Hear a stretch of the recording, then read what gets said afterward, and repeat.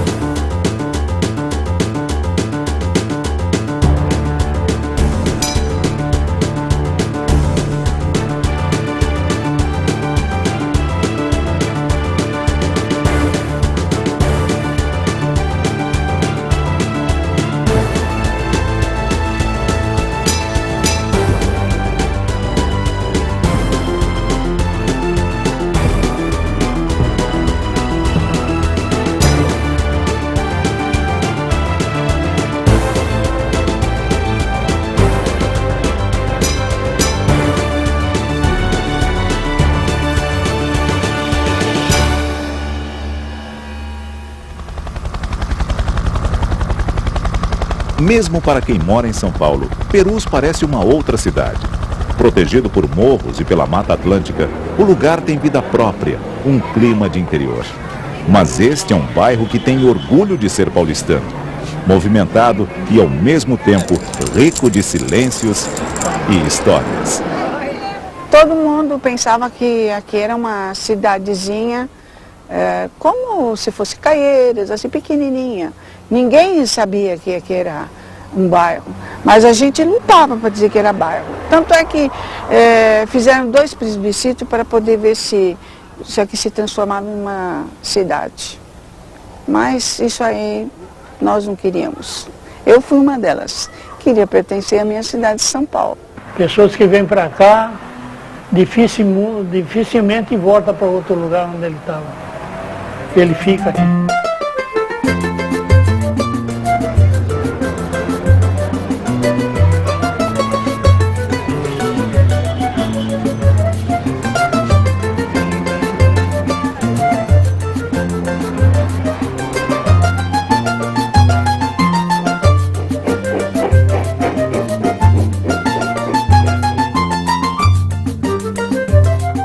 A célula máter de Perus foi a estação.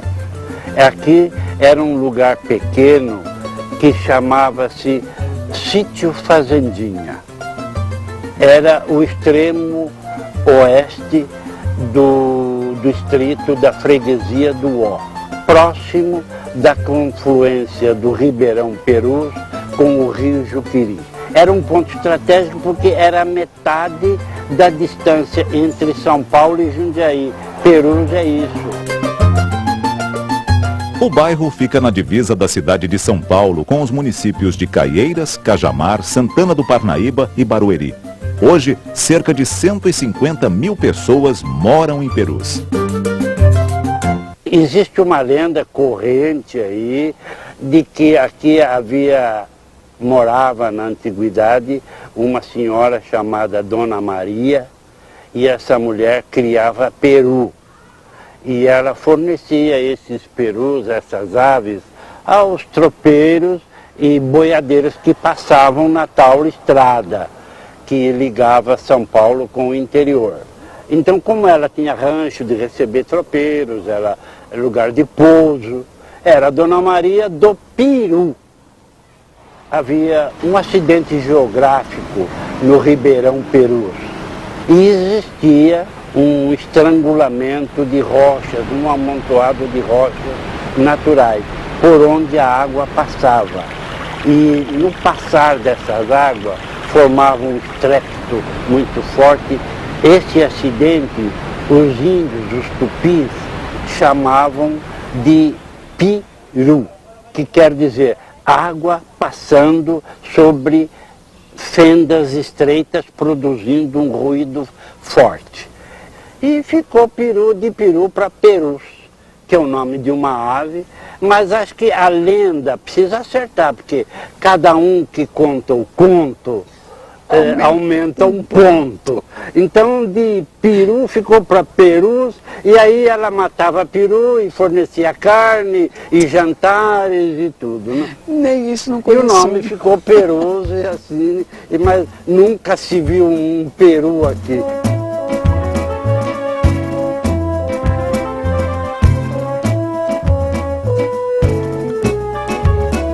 Aqui antigamente era uma família só, Perus. Depois é que foi esparramando mais, chegando mais gente. Quando chegamos aqui não havia energia elétrica, nem água encanada, era tudo na vela, né? A gente só dependia da ferrovia, o único transporte que havia na ocasião até São Paulo, né? O meu avô era canteiro, né, que chama canteiro, aquele que faz aqueles paralelepípedos, essas coisas, e sabe mexer com a pedra. Os italianos sempre foram grandes mestres em cantaria. Pedra era com eles mesmo. Então, e vinham para cá que havia muito o que fazer com pedra. No início do século passado, o calcário era a grande riqueza natural de Perus e atraiu um grupo canadense que em 1926 inaugurou aqui uma fábrica de cimento.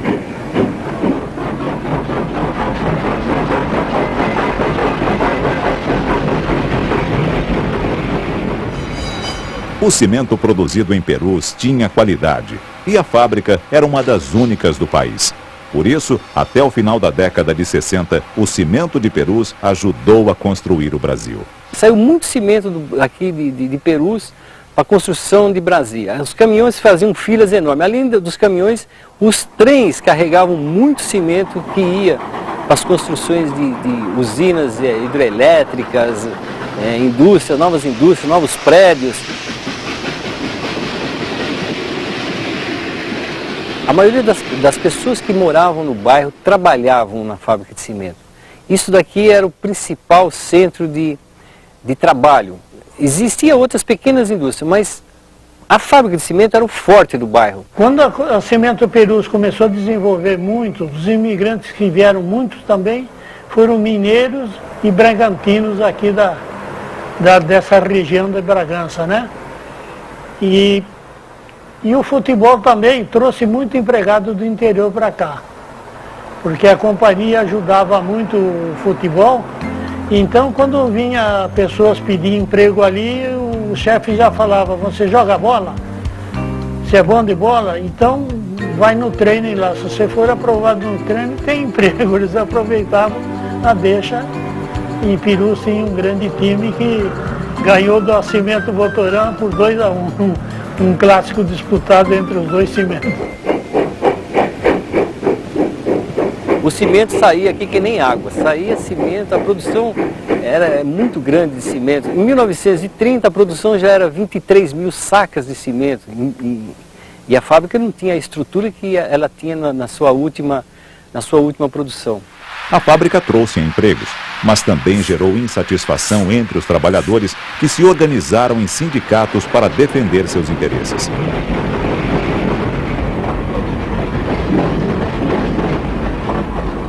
Aí chegamos em 58, o sindicato aparece de uma forma forte, fazendo um movimento, justamente para questionar a maneira como a empresa era gerida. O envolvimento dos trabalhadores com o movimento sindical foi tão forte que acabou rompido. Surgiram dois grupos, com os mesmos objetivos, mas formas diferentes de atuação. A fábrica de cimento foi dividida em duas, pelego e queixadas. Queixada é um porco do mato, que quando ele está sozinho, ele corre, ele não enfrenta o inimigo, ele corre atrás dos outros. Quando os queixadas estão todos juntos, aí eles investem furiosamente contra o seu inimigo, e aí até a morte. Os pelegos eram os que estavam do lado do patrão, que às vezes até voltaram a trabalhar, trabalharam sob grande pressão. Eu acho que eles até tiveram situações mais difíceis dos que ficaram fora. Peru viveu um período de turbulência, com mais ou menos tempo, mas todo esse espaço durou uns 20 anos.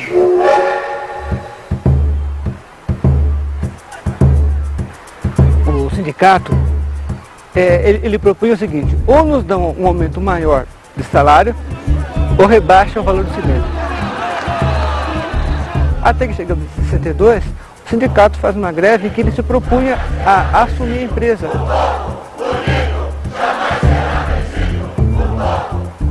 Sete anos e 4 meses de greve legal. A greve mais longa da história do movimento operário do planeta nacional. Vitoriosa. Eu acredito até que os operários da fábrica de cimento, eles foram pioneiros nesses tipos de greves agressivas e persistentes, e insistirem muito até quase às vias do fato. Com o tempo, os moradores de Perus começaram a reclamar de um outro problema: a poluição. Ficou difícil a convivência com a indústria de cimento. Essa fábrica jogava 70 toneladas de pó diariamente em cima de Perus. Você não via as árvores, você via só um cinza comum em toda essa área que tinha aqui. Do verde era cinza, porque o pó de cimento era muito forte. Era um problema. Isso era terrível. A poluição. Isso era terrível. A poluição era terrível. Foram muitos anos de poluição. A minha tristeza era limpar a casa todo dia com É. aquele cimento todinho. Isso E tinha que criou limpar. muita dificuldade.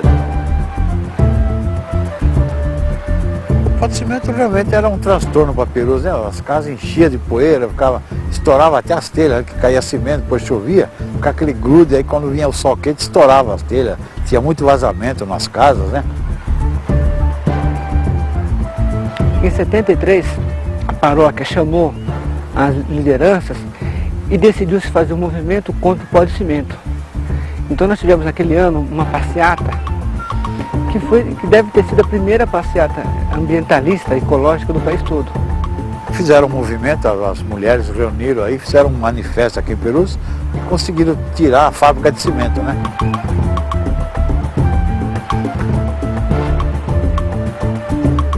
Até 1983 a fábrica produziu cimento. Depois disso ela foi desativada por motivos políticos, por causa de poluição e uma série de coisas. Mas a fábrica era a vida do bairro, era a vida de Perus. Era o principal ganha-pão do cidadão do bairro de Perus. Ela foi fechada juridicamente em 1992. Mas em 83, quando falaram, ó, vamos parar tudo, a fábrica não existe mais, criou um impacto assim grande na população. A fábrica não fechou assim no dia 15, abriu no dia 15, no dia 16 fechou. Foi uma morte paulatina, ela foi morrendo aos poucos. Foi assim, foi morrendo aos poucos, no final morrendo e acabou, e um dia a fábrica fechou. Que pena. A gente já estava até cansado de tanta encrenca e um dia ela não trabalhou mais. Com pena eu fiquei. Mas Perus não é apenas a história da fábrica de cimento. É também o verde da Mata Atlântica, a diversidade da vida preservada com a criação de um parque.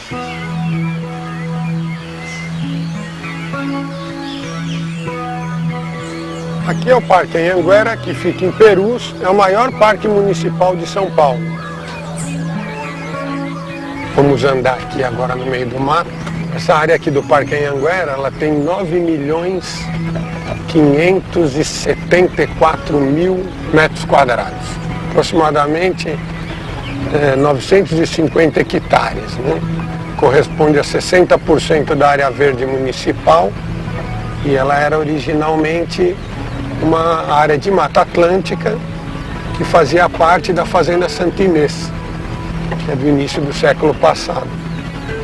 Essa fazenda depois foi incorporada ao patrimônio da Cimento Portland, e aí parte da vegetação foi removida para o plantio de eucalipto. E isso seria utilizado pela fábrica de cimento Portland e para Maria Fumaça, que passava no final ali do terreno da fazenda. É a única área do município desse porte, né? Nenhuma outra chega a ser tão grande. Ele tem 8 vezes o tamanho do Parque de Ibirapuera, é um parque conhecido. A importância dessa área, em termos ambientais, é que ela é um reduto de fauna. Apesar da introdução do eucalipto, na região, nós temos um subbosque que regenerou e isso se torna um refúgio, né, para moradia e alimentação de várias espécies de mamíferos, aves e répteis de Mata Atlântica.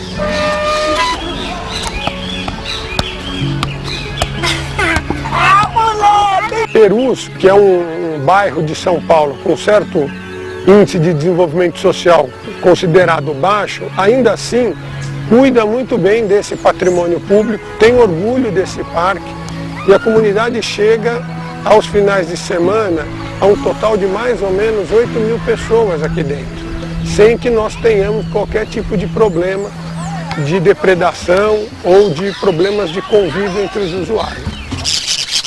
E aqui é o CRAS, Centro de Reabilitação de Animais Silvestres, que fica dentro do Parque Anhanguera. Esse centro existe desde 96, ele tem como função reabilitar os animais que foram atendidos pela divisão de fauna. Então eles são trazidos para cá, são colocados nos recintos e eles são ensinados a caçar, né? Se for ave começam a voar, até que eles são considerados aptos a ter vida livre, vida comum, né? E poder ser soltos. É uma parte do parque fechada à visitação e esses animais, inclusive, eles não estão aqui para serem visitados porque o destino deles vai ser a soltura. A gente sempre tem uma população flutuante, né? Hoje está em torno de 99, 100 animais. Mas, às vezes, de um dia para o outro, você tem um acréscimo de 200 animais. Olha, hoje nós temos aqui corujas, nós temos alguns saguis, nós temos cachorro do mato. Ele é um animal silvestre, importante, é um topo da cadeia alimentar. Ele se alimenta de carne, sim, mas ele se alimenta também de frutas, de insetos. Tem os gaviões, às vezes eles passam muito tempo aqui, né? Porque todo esse processo demora.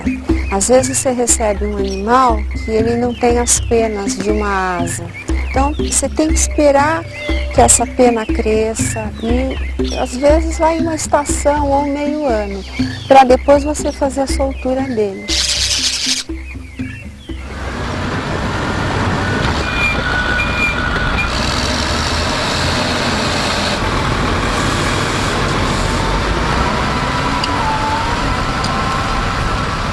O ar puro do parque, aos poucos, fica para trás. Bem perto dali, o lixo se multiplica e muda todo o cenário. A desapropriação do Parque Anhanguera, da área que hoje constitui o Parque Anhanguera, era uma coisa como uma espécie de compensação pela poluição e pelas lutas dos queixadas, aquela coisa lá atrás. Só que no bojo dessa desapropriação a gente ganhou o parque e na mesma lei que desapropriou a área para construir o parque, tinha um artigo que dizia: também a parte da gleba A será utilizada para a construção de um aterro sanitário. Então a gente ganhou um presente bom, que foi o Parque Anhanguera, e do outro lado veio um contrapeso, que foi o lixão.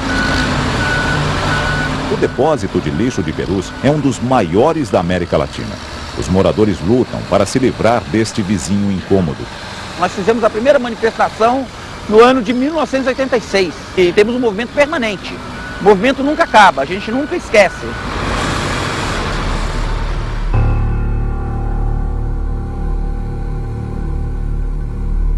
Perus também viveu uma outra história, de um tempo triste, de violência e arbitrariedade no tempo do governo militar. Ela estava escondida no cemitério Dom Bosco e só foi revelada com a abertura da vala de Perus. Aí se descobriu que adversários do regime militar foram enterrados ali, sem ninguém saber.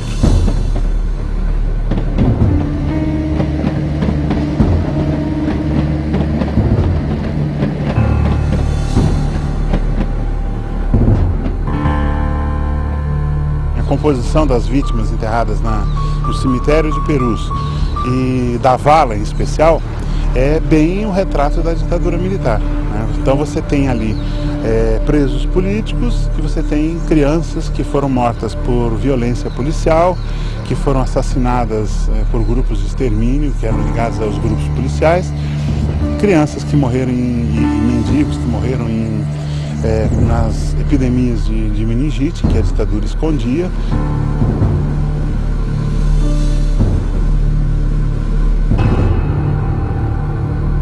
As ossadas, para você ter uma ideia, ficaram dentro da administração, os sacos ficaram dentro da administração, expostas às pessoas passando ali, vendo, durante quase 2 anos. E essas ossadas, depois desses 2 anos, eles conseguiram chegar a uma conclusão, o que fazer. Eles resolveram fazer a vala. Só que aí é aquela coisa, né? Clandestina. Mas Perus não parou nesse episódio triste. Como os trens, a vida do bairro sempre segue em frente. Perus tem uma forte tradição ferroviária. Por aqui passam os trilhos da antiga Santos Jundiaí e também a pequena Perus Pirapora, uma das únicas no mundo ainda com bitola de apenas 60 centímetros.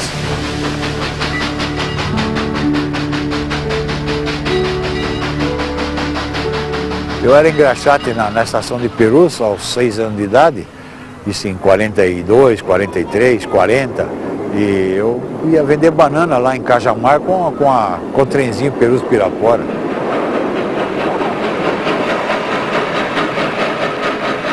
Esta ferrovia de apenas 20 quilômetros foi criada para levar romeiros, mas nunca chegou a Pirapora. Serviu mesmo para transportar o cimento da fábrica até a estação de Perus, onde mudava de estrada. A partir da Santos Jundiaí, o produto era mandado para todo o país. A estrada de ferro Perus-Pirapora, ela foi construída na várzea dos rios. Nesse ponto aqui, até alguns quilômetros para baixo, ela vem margeando o rio Juqueri.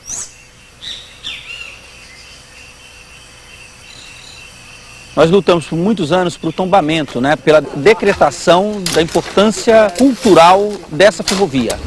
Nós negociamos com o proprietário e ele fez um comodato, né, emprestou a ferrovia para nós por 50 anos.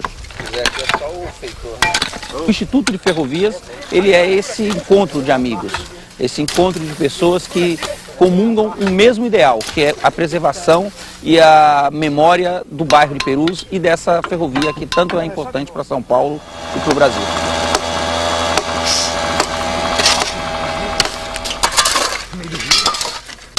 Há um ano que eu estou documentando todo o trabalho que é feito aqui. O trabalho aqui é sofrido, porque é metro a metro. O primeiro metro tem que limpar o espaço, tirar o mato, arrancar árvores. Depois limpar todo o terreno, trocar o dormente, pregar o dormente para a locomotiva conseguir passar. Pelo contrário, ela não passa, né? E ela quer trilha, ela quer andar, ela quer espaço.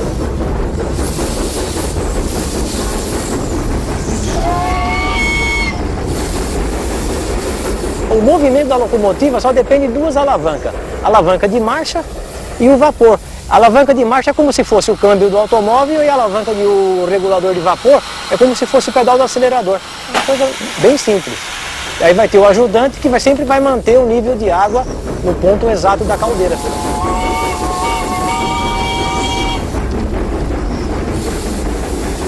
A gente vem todo final de semana para cá, que é para tentar revitalizar essa ferrovia para gerações futuras. Para que essa garotada tenha conhecimento dessa ferrovia, desse local, da beleza dessas máquinas, da importância que isso aqui teve para a cidade de São Paulo, que ela continue aí pela eternidade.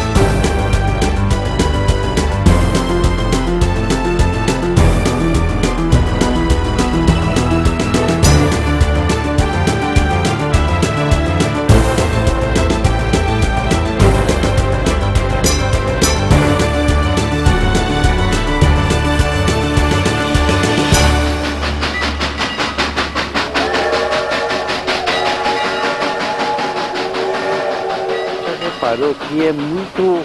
A gente em qualquer lugar que esteja em Perus, nós estamos num lugar alto, um pouco longe da nossa casa, mas é sempre agradável. Então, O ar daqui é muito bom. Viver em Perus é bom, seja no alto ou seja numa baixada onde nós sempre vivemos, reparou? É verdade. Eu sempre digo, está bom no lugar alto, no topo desses morros.